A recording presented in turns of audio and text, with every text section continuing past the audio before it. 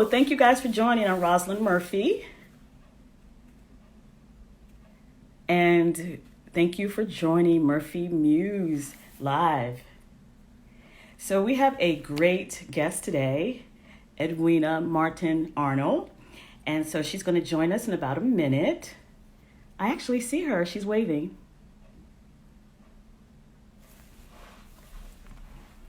So, Edwina, you probably see a note there. She requested me. Awesome. Now, right? I think I have Yes, to you stand are. in one spot in my house. Okay, get settled. We got some folks on. Hey, CJ, thanks for Fantastic. joining. We have Edwina on. We're just kind of waiting for her to get like a clear path, like a clear place where she can Okay. have great connection. Are we good here? You guys can see and hear me? And we can see and hear you. Fantastic. Thanks so much. Guys, again, thank you for joining Murphy Muse Live. I am really excited to have Edwina Martin Arnold with us. She is a romance writer. And so, of course, we want to hear about her new book and what's going on. But I have to give her background. Like, Edwina was a former prosecutor, and she now works in civil rights as a chief diversity inclusion officer, and she's also a basketball coach. So one of the things I love about talking to artists is that it's not only one thing. We are definitely multi-talented, and I love to see Edwina is reading her bio about her being a lawyer, prosecutor, and fulfilling her dream as a writer. So we're going to start this off. Thanks again for joining. So how and when did you become inspired to write? Well, I've always written little short stories here and there. And then when I was prosecuting, I would read a lot of romance just to counterbalance what I was seeing in my work life. And so I remember a friend asking me, a former prosecutor asking me, hey, what would you do if you weren't doing this? And I said, hey, I would write romance books. And everybody laughed at me. And so anyway, I had the opportunity to come home and raise my kids. And at that point in time, I decided to write. And I wasn't writing to be published.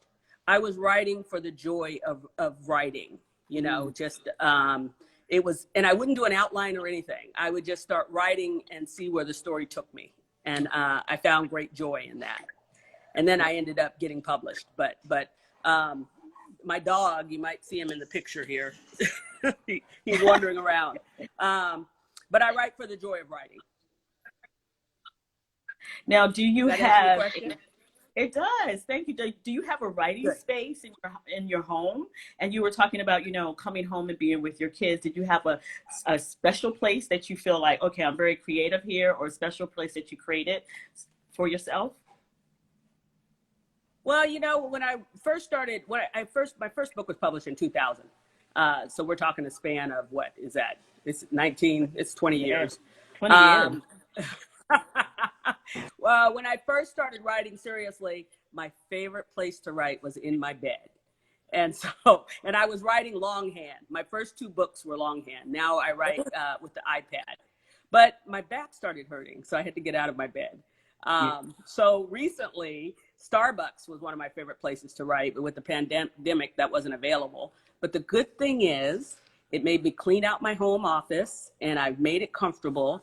And that is now my favorite place to write. And I would be in my home office right now if I had decent internet reception, but I'm in my living room instead. I definitely But yes, my office is now my favorite place to write. favorite place. Well, we have a lot of writers on joining us, and so I think we have folks who are authors. We have folks who are also writing screenplays and for TV. So I'm sure folks can definitely relate to having a desire to write and just having kind of like your favorite place. Yeah. So tell us about your latest book. Is your latest book Vanilla Chocolate? Yes, it is. Just I'm tell really us. excited about it. So I have to tell you how the chocolate series came to be. So 20 years ago, and probably I'm sure today, there was a definite formula for romance writing. And part of that formula was you could only have 2.5 sex scenes. So you'd have two where they went all the way, and then you had a teaser sex scene. Okay. So my readership kept asking me for more sex scenes. And so that created, and I believe it's because I create a love story and I bring it from the perspective of the character. So each one is different, and, you know, you can feel and go through that journey with the character. So it created a dilemma because I knew if I wrote a book with more sex scenes, I couldn't get it published with my current publishers. Okay. So what was I going to do? Back then, I only knew being a published author. But you know how it is as a writer or a creative person, once that nugget of an idea is there, I kept thinking, well, how can I do this? And I said to myself, I can create a character who's a sexual innocent. And you get to go through all of these wonderful experiences with her. And so I wrote it in a month. That's the quickest I've ever written a book. And then once it was written, I had to decide I could try to get it published. You know, if I'm going for a different publisher, it could take 1.5 years. It takes forever to get published. So I decided to go the self-publishing route. And back then it was a lot different than the self-publishing route today. Okay. And so I was able to self-publish Chocolate Friday. It was one of my most successful books. I've updated it and re-released it. And so when I started writing again, I took a long break from writing. When I started writing again, I said, let me do the second book to Chocolate Friday. And it's vanilla chocolate. It's my first interracial. And I'm really excited about it. It comes out on June 1st. Okay. So go to Amazon, get vanilla chocolate. And I'm currently starting the third book in the series, which is called Chocolate Drop. So I'm excited about my chocolate series. Well, Chocolate so Drop. Great. So you said June 1st. And so for us to go and get that book, so that would be on, how do we do that and where to go pick up? You're freezing on me a little bit. I'm sorry. Sorry. You froze on me a little bit. So I was saying, you were saying is, oh, no problem. So you were saying that it's coming out June 1st. So how can we go? Was that on Amazon that we can find the book? That's correct. That's on Amazon. You might hear my dog barking. Okay. Stop, Guap. Oh, that's fine. I did want to ask you, one of the things I thought was really keen was you talked about how your audience, your folks who are buying your books, they wanted to have more sex scenes. So what was that interaction, or how did you keep in touch with your audience? Was that via email? Was that through social media? Well, email. So, a long time ago, it was mainly email, but also book signings. One of my best ways to get the word out is grassroots, and individual women would have book signings for me. And so I go and 20 women show up and I present my books, and then we have a conversation. And so a lot of it came through those conversations, but email. But now on social media, yeah, I get comments all the time. Yeah. That's very good. So have you, with social media, you find it easier to, have conversations with your current audience, but what about developing that audience? Are you doing outreach, or do you kind of find it as word of mouth? Well, I'm figuring things out. I mean, this opportunity is absolutely fantastic. But I am doing some things on social media. I have every 2 weeks I pick a romance movie. The first two were my favorite, one of my favorite actors, Denzel Washington. Do you guys remember The Mighty Quinn and Mississippi Masala? Yes, I love this. So those, and then I did Queen and Slim. So it's available on my Facebook page and also on Instagram. But you can see my movie picks for that week. I also do romance tips to touch base with my readers and try to create more of an audience. So I do things like that on social media. Okay. And then, virtual book signings. And then I post a little bit of the virtual book signings on social media. And so you have any ideas for me? Yes, I do. We can talk after this, but tell us right now, so we want to follow you on Facebook and Twitter. What are your social media handles so we can follow you? My name will get you everything. Okay. On Twitter and one for number Instagram. one author. And on Facebook, it's Edwina Martin-Arnold, author. Okay. You guys heard me? So you guys, I will also post that. Yeah. Okay. So you said Edwina Martin-Arnold 1, right? Uh-huh. That's on Instagram and Twitter. And then for Facebook, Edwina Martin Arthur. Arnold. Arnold It's Arthur. a mouthful. All right. It is. And you know, but today we got the first one. I just got notice from my web guy that my website, it's still in its kind of preliminary stages, but my name again, edwinamartinarnold.com, will get you to the website. Awesome. Okay. Thank you. Now, I did see a couple of questions go by, so please put the questions in the box because I definitely want to be able to get to them, but they're rolling by. If I don't ask this one correct, please, the person who asked it, resubmit it. So I believe I saw a question about the Harlequin publishing, how you went about that process. And that was for your first book, right? No, Harlequin was my third book. Okay. So when I first started publishing, there were two houses that did Black romance. It was Genesis Press and BET. You guys remember Arabesque? Yes.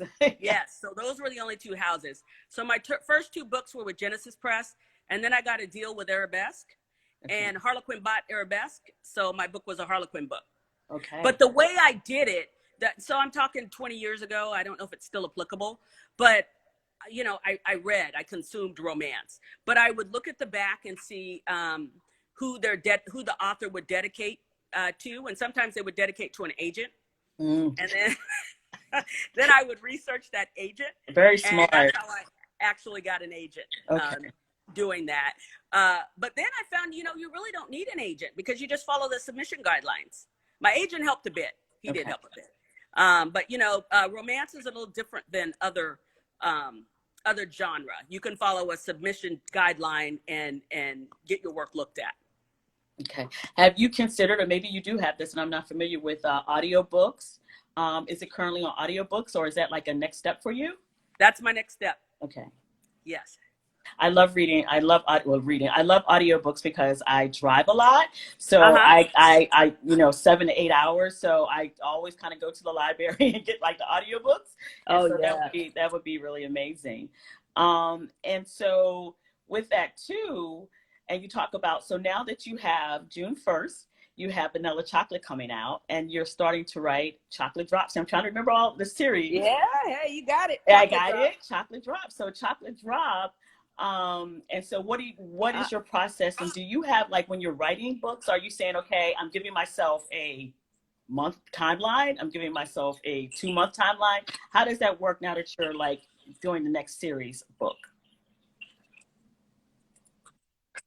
Well, you know, so let me tell you a little bit more about my journey in answering that. With Harlequin, I made 8 cents a book.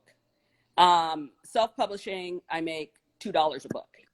Harlequin, you have instant distribution. Your book is everywhere. You're nominated for awards, blah, blah, blah. Self-publishing, you got to do your own hustle. But you have tremendous creative control. You know, every publisher I've had has probably changed 30 to 40% of my book. So self-publishing, you just have tremendous creative control. And I do it at my pace.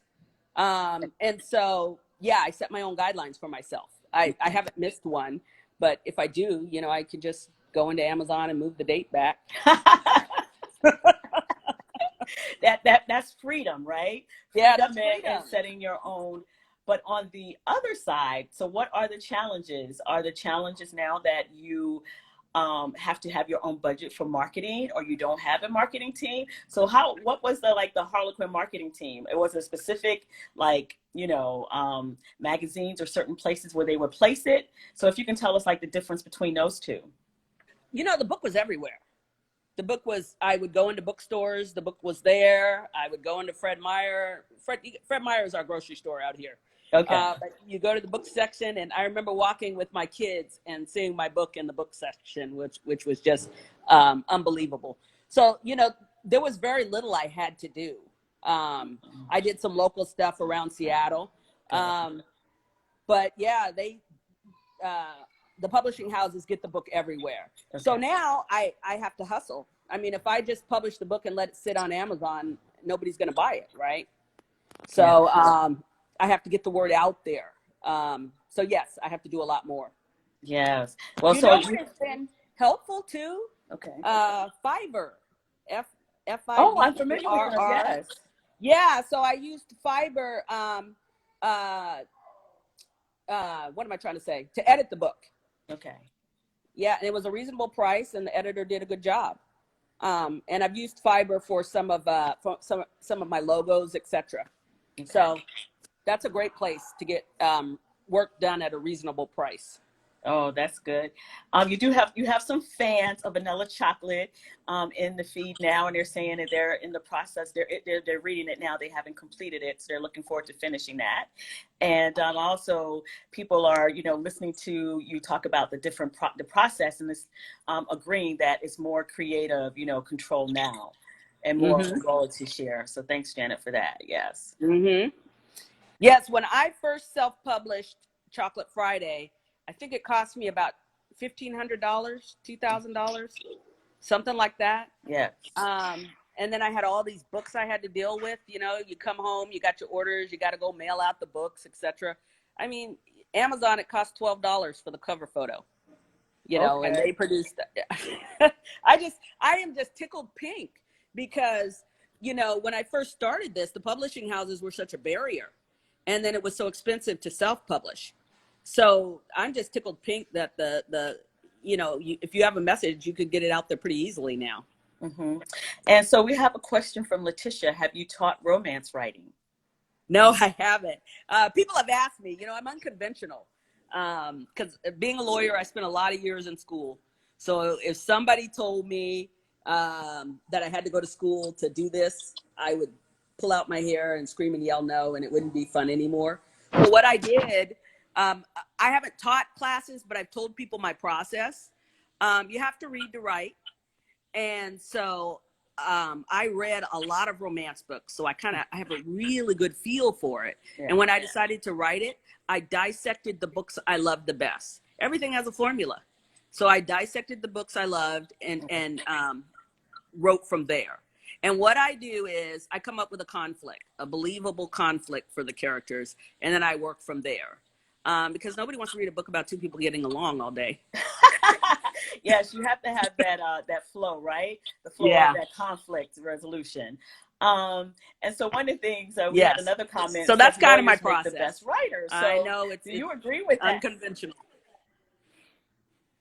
It is. So what do you think? How would you say? I did read something else about in your bio saying that your mother knew kind of that you were going to be an attorney or writer because you were kind of always, kind of asking those questions like what's next and why. And so she kind of knew that. Exactly. So what do you think, the similar personalities for those two things? Do you think like how does that lawyer, those skills connect to the writing? Oh, that's a good question. It didn't, let me tell you a brief story. It didn't connect very well when I first started writing because I wrote my first piece. I let my family read it. And my brother Greg said, this is a great book if you're writing a legal thesis. And he said it as nicely as he could, but Yes. Of course it still hurt my feelings. But I had to de-lawyerize myself. Being a lawyer teaches you how to be organized. And I think what my mother was referencing too is when she made a decision, I wanted to know the reasons behind her decision. I wanted her to justify herself. And she didn't always want to justify, you can imagine as a mother. But the great thing about parents, they see our talents, right? Yeah. Our talents, and it's like, okay, how does that translate to a career? How does that translate to you, getting through school or whatever your dreams are? Yeah, exactly. Was that a question or a comment? Well, no, it could be both. Like, I think, I remember like my family saying similar things just about my personality. So if you want to definitely add on to that, that would be great. Oh no, I mean, I think you hit the nail on the head. I mean, she was as I got older, she would reason with me more, and that's where the lawyer part came in. And as she said, I was always scribbling and writing something down. That's good. So I'm really like intrigued by the question about doing a romantic writing class. I think there could be some opportunity, especially now. So many people are doing, sharing their passions on Zoom and on live. And so even maybe you want to do like a 30 minutes an hour like workshop. That might be great to kind of That's the one. Yeah, I'm game. I would have to sit down and write down. You know how you just do things and you can't articulate your process. But yes, I would sit down and write down and articulate my process, and I would love to do that. It Yeah. sounds like a lot of fun. Yes, I say try it out. So would you consider, like, would you say that you're always writing? Whew. Well, I work. And at work, actually, yes, I am always writing. Okay. Because at work, of course, I have my legal background and they know I'm a writer. So I end up writing a lot of things automatically. Yeah. And then, yes, I'm writing at home. And then, you know, as you said, I'm a basketball coach. And I often write down my strategies. So, yes, I think I am always writing. Oh, cool. Or dictating now. You know, the notes on the phone is wonderful. Mm-hmm. You can just dictate out what you want to say. I know, but I think that's great too, how you shared in the beginning, how you kind of, you know, where you were handwriting, and now you're kind of using, I think you said your iPad now. Yeah. It's something about writing. I mean, I'm going to age myself a little bit, but I remember when the ebook first came out, I was but it wasn't the same experience as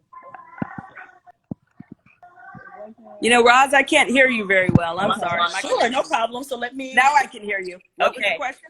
So I was saying, I remember with when the ebook started coming out, and I got my first, like, I think it was a Nook, the Barnes & Noble ebook. I loved it because I could easily take it everywhere and download books, but it was something about holding a book. It was something about, like, having that book and going to book signings and, you know, having people sign them. And that reminds me, you had a virtual signing book event, right? Say that again. You had a virtual signing for your I did. For your new book? Okay. Well, I had a virtual book. It was a book club, and they invited me, and so we spoke about the book. Okay. But of course, I couldn't sign it because it was virtual. Yes. Yeah. So okay. So what? Yes. What do you do with that? So you spoke, and you read excerpts out the book? So I was just saying, for that, did you kind of read excerpts from the book, and you just kind of, because, you read excerpts and you had people who had read the book ahead of time? Exactly. So it was a book club, and they had read the book ahead of time. Oh, and we talked so long. I think you know how the free Zoom is an hour. We got kicked off and had to come back. Had to start up again. Okay. Yeah, but we discussed the book at length. We discussed other books, and then they had questions and I had questions. So it was a very interactive experience. Oh, that's good. Well, we look forward to some more of those. We have another question. Who are your favorite authors? Outside of romance, my favorite authors are Octavia Butler. And I can't stand her dark stuff, but Octavia Butler and J. California Cooper. Yes, I love J. California Cooper. Yes. Because the short form. Well, you know, both of them can deliver such powerful ideas with very limited words. And I consider that to be extremely talented. On the romance side, I really like Beverly Jenkins and Donna Hill. They both can just put together a great story. Yeah. So check those out. Beverly Jenkins and Donna Hill. So you have a series of books now. So I know you're talking about the series, but in your mind, are you thinking, okay, I would love to see this on TV? Blessing and a curse. The blessing would be, wow, my stuff is on TV, but heck, if they change my books, I'm going to change it for TV. And so that was me. Sorry, I got you back. Oh, got you back. So yes, that's the thing about having your work too, right? How much are you willing to have edited? And exactly. So even in the book, you were saying your process that 20 to 30% of it's changed. So I guess, you know, as a writer, you have to decide where that line is drawn. Exactly. Like Jolie Surrender, which was my second book. I love basketball, so I had a whole bunch of basketball. The male main character is a basketball coach. And I remember the editor saying, Edwina, nobody wants to read about all this basketball. So they made me cut it all out. I had some great, I was describing a game, I remember, and I just thought I had some brilliant writing, and it all got cut. And so I just asked you a question about movies, and we had a question similar to that about your books becoming movies or TV series. So I'll just alter it a bit. Since that thought is there, and about TV series, is there a specific like platform or network that you would see being perfect for your Oh, shucks, series? shucks. Can you hear? I'm sorry, I missed part of the question. Sure, I'll do it You again. said, is there a specific? Sure. So when we think about like the next step, right, of your series, specifically like a TV or film, let's think about TV as a specific like network or platform that you would love to see Oh, your story on. wow, that's a good question. Um, Amazon Prime is doing some great things, and I'm in Seattle, Oh you know, yes, so. that's perfect. But I enjoy Netflix as well too. You know, I probably watch those two exclusively now. Things have changed. You know, and then I just thought of this too, if you don't mind me going back just a little bit. Yeah, When I was, one of the things that helped me shift from writing longhand to the computer was I remember wanting to move big chunks of the story. And it's pretty difficult to do when you're handwriting. But when you're doing it on the iPad or the computer, it was so much easier to move things. And I felt the same way you did about having a paper copy in my hand. And I can't tell you when the transition happened, but I'm probably exclusively ebooks now. I mean, I bought Becoming because Michelle Obama came, you know, so I bought a hard copy of that book and went to see Michelle Obama. But that's probably the last hard copy book I've bought. Yeah, I used to be that person loving to go to Borders bookstore way back in the day in Barnes and Noble, and I have books that I just will not give away because I have that signature and was able to sit there and hear right from the Yes, author, which yes. that's an experience that you know it is really true to you. You really feel the It's kind words. of going by the wayside. Yes. So You and a froze a couple little of bit. Can you hear me? yeah, yes. I think it may be both of us. So we have a couple of folks here who are familiar with vanilla chocolate, and then we may have some new folks. So can you just kind of give us, just a little synopsis about it, and just kind of tell us about Sure. the characters, because we want to get people to go on Amazon June 1st and get that book. Yes, yes. So as I said, vanilla chocolate is my first interracial. So you have a black woman who does not date white men, and she wakes up. She's in Paris. She's a photographer, and she's there on a gig. And she wakes up, and she's not sure who she was in bed with. And when she turns around, she discovers that it's a Caucasian man. And so that's kind of the beginning of the story. And it ends up, well, I don't know how much, I don't want to give too much away. But she knew the man in high school, although she doesn't remember him immediately. But anyway, so it's their journey and their story.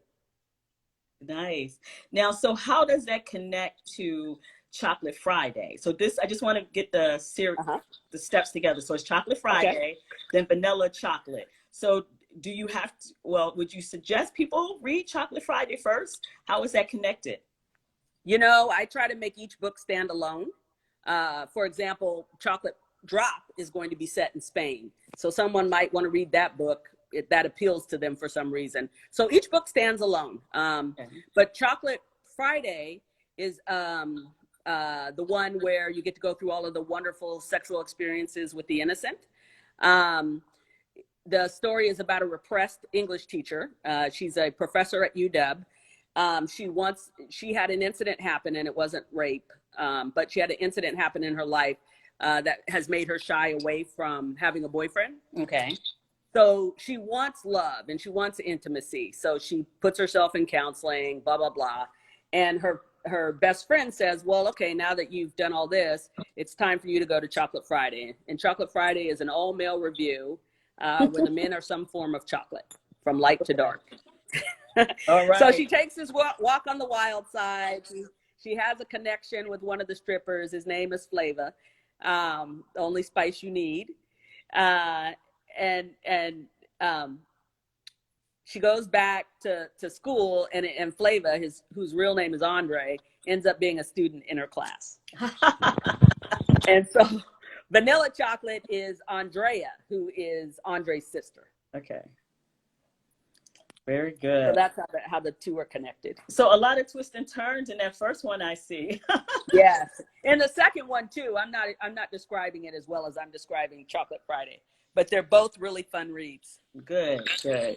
Thank you.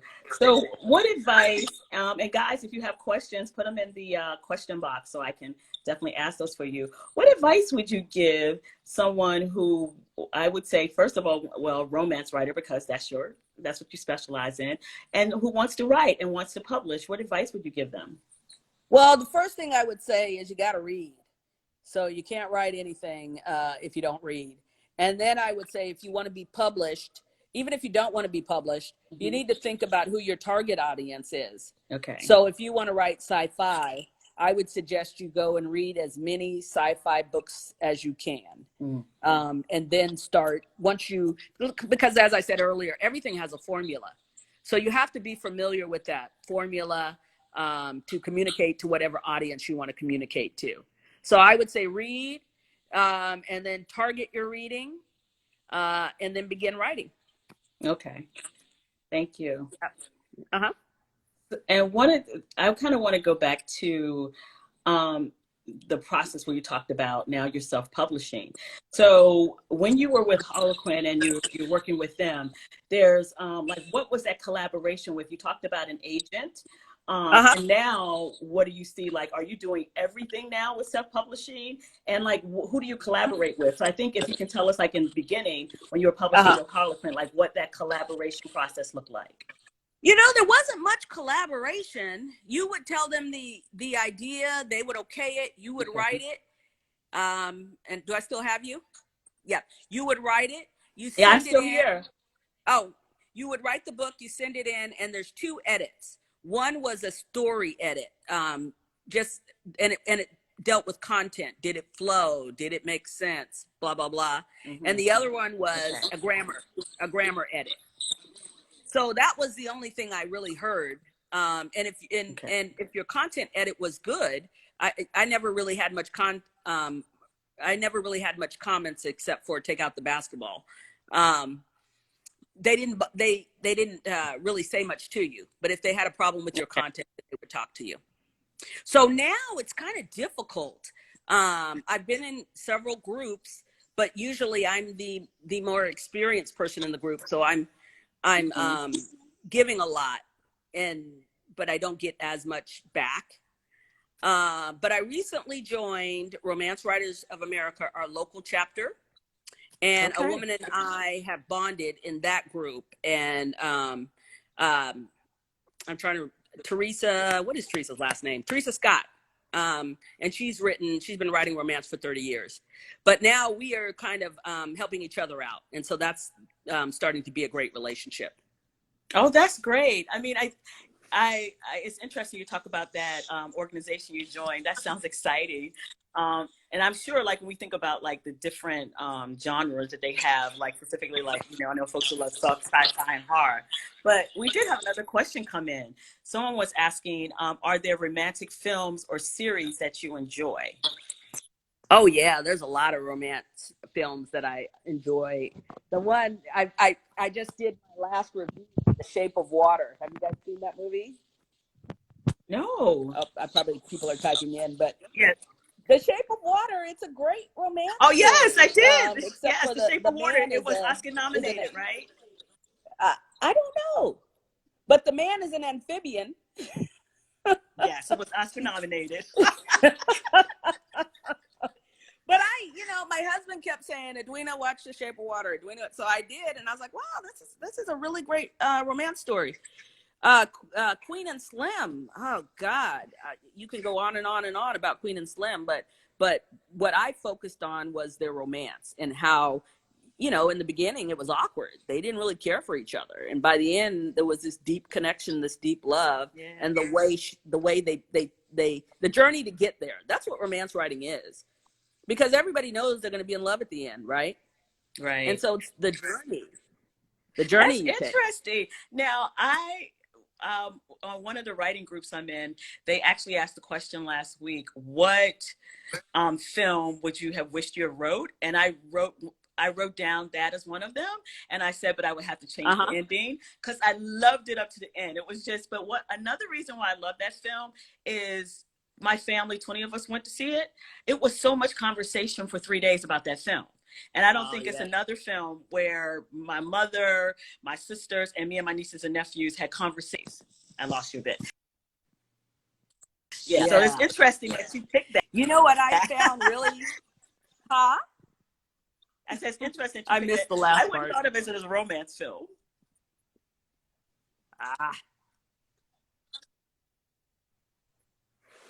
So let me see. Okay, so we do have another question. From Lavera. So how does one get an agent? Well, the way I did it was I read the backs of books, and saw sometimes in the back of the book they would thank their agent, and then I did research on that particular agent, and then I sent letters to the agent, and so that's how I got my agent. Okay.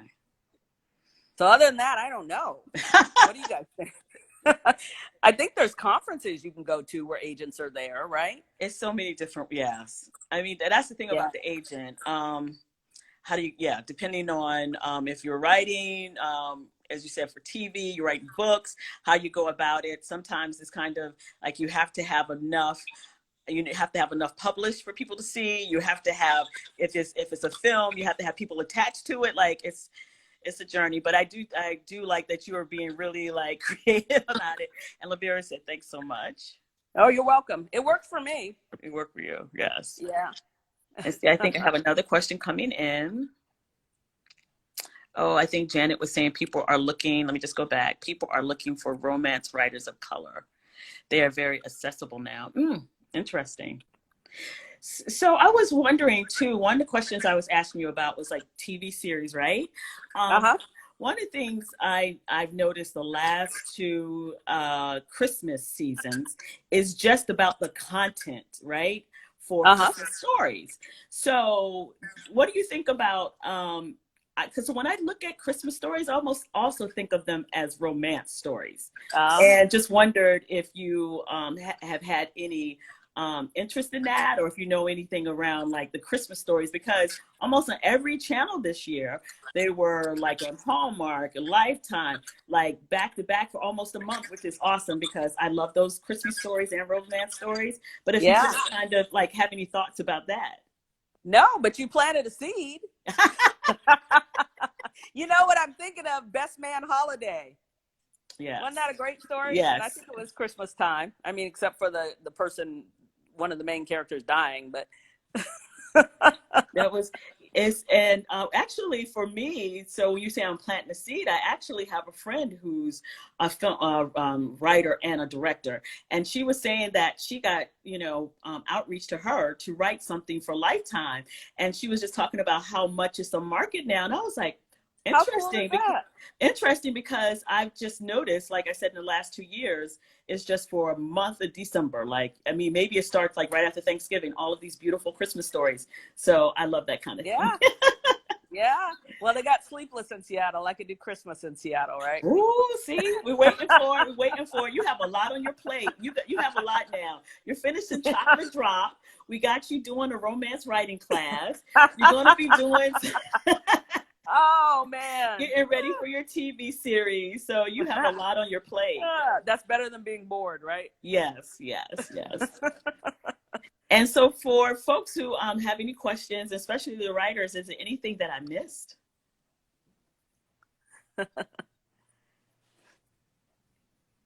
So I think we have most of the ones that come through. It's a box. And our internet has been crazy too. Yeah. It's a completely different ball game. Okay, I do see a question up here. Have you gone to any conferences? Okay, let me read it again. Have you gone to any conferences? And if so, which ones did you go to and what were they like? So I guess specifically like writing conferences, romance novel Um, conferences. no, I have not gone to any conferences on how to write. I went to Romance Writers of America because I was nominated for an award. Oh, But of course, congratulations. yeah, I didn't win, but so I went to the conference for that purpose. Um, but no, I haven't. I'm sitting here thinking, but I want to. Okay, good. You know, if anything seems like school, though, I'm going to run the other way. No more school. No more school. No more school. School is tough. And I want to also, I was thinking about this in the beginning and it came back to me. So with romance novels, and you talked about, engaging with your audience on social media and also email and going to some of these book clubs. What does what does it look like with men and women?